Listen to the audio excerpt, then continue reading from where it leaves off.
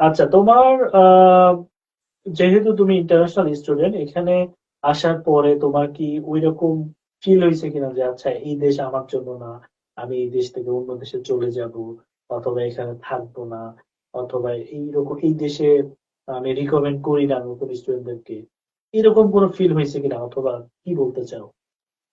না ভাই, এরকম কোনো কিছু ফিল হয় নাই, টু বি ভেরি অনেস্ট। কারণ প্রথমত আমি এইখানে আসার পরে আহ, যেগুলো নিয়ে মানুষ স্ট্রাগল করে সাধারণত, আমি এইগুলো নিয়ে করি নাই। কারণ আমার বাঙালি একটা কমিউনিটি আছে।